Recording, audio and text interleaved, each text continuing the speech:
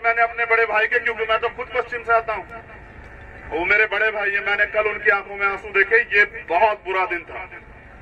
उनकी आंखों के आंसुओं पे हम लोग जो है अपना खून कुर्बान कर देंगे। टिकैत साहब, आप अपने आप को अकेला मत समझना, पूरा देश आपके साथ है, इस आंदोलन के साथ है। कमजोर तो नहीं पड़ने दोगे, जालिम सरकार के आगे झुक तो नहीं जाओगे। तो एक दूसरे का हाथ पकड़कर ये नारा गुंजा दो, क्या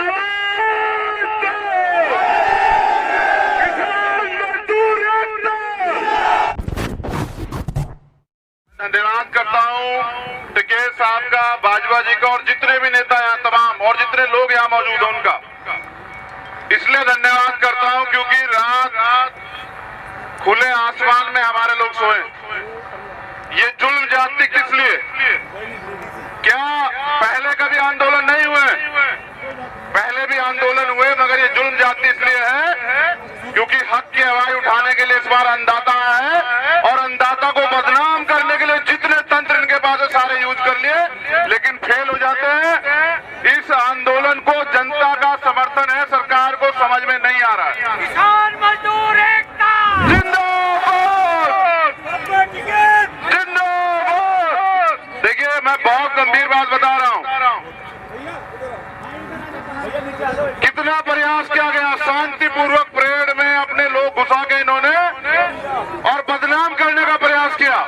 जो 5 महीने से आंदोलन में, और वो जानते हैं कि आंदोलन की ताकत क्या है, वो क्यों अपने आंदोलन को बदनाम करें, क्यों हिंसा में घुसेंगे, क्यों ऐसे काम करेंगे कि जन समर्थन टूट जाए।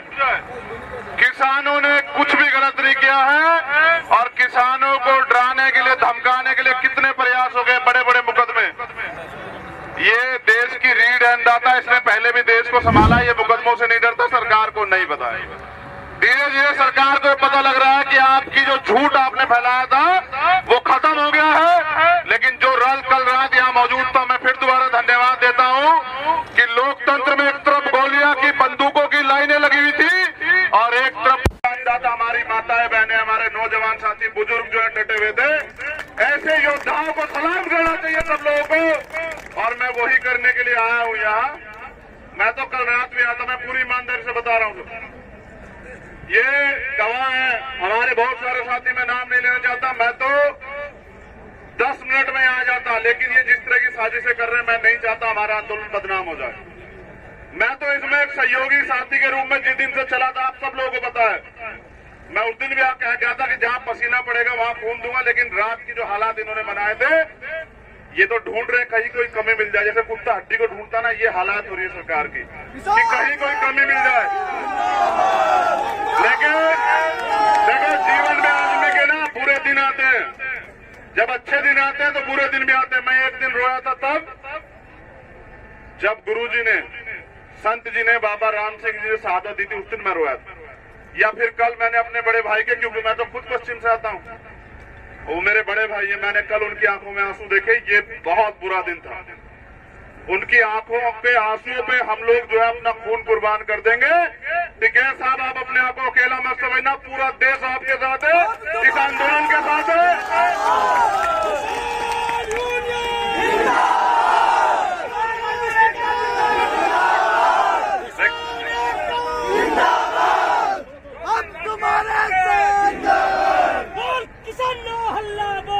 तो मैं बस अभी जो है भाषण न देके विश्वास दिलाता हूं कि कंधे से कंधा मिला के, जवान वाले हैं सर, भागने वाले नहीं है, पीठ नहीं दिखाते हैं।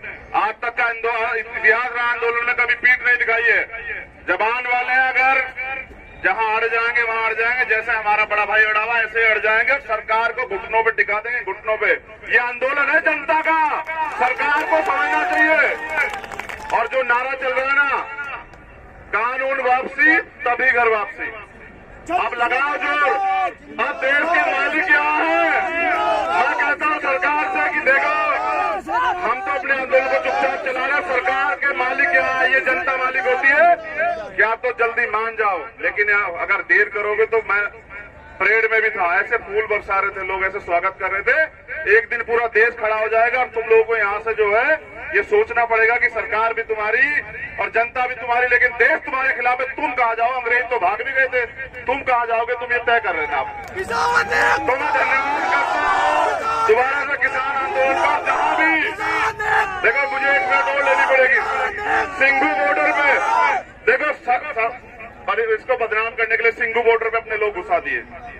ठीक है, वो टिकैत साहब ने और यूनियन के लोगों ने पकड़ा था वो आदमी, वो कह रहा था कि 60 लोग घुसे हुए हैं, और ऐसे ही लोगों ने किया, यहाँ भी होंगे। देखो भाई, सतर्क रहना। तुम लोगों ने कुर्बानी दी है इतने दिन, अपने घर परिवार छोड़ के हिम्मत मत हारना मेरे भाई, बिल्कुल हिम्मत मत हारना। पूरा देश आपके साथ खड़ा है।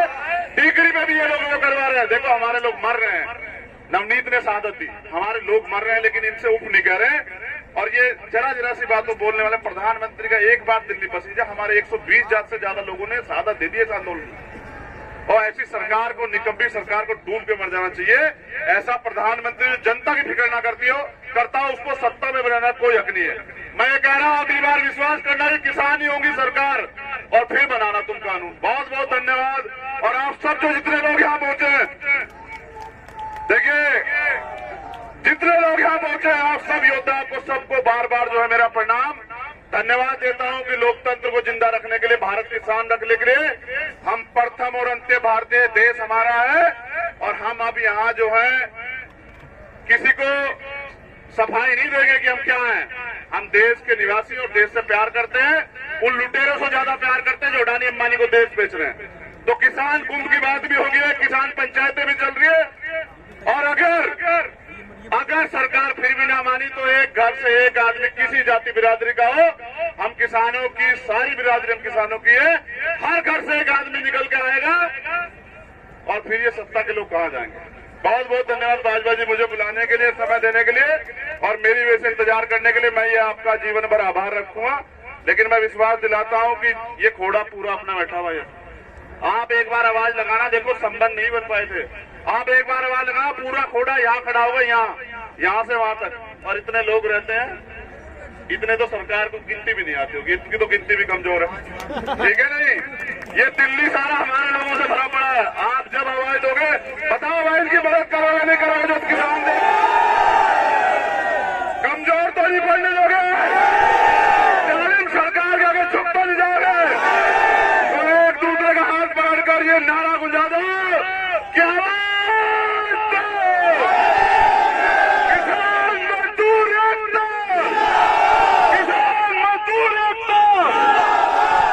धन्यवाद।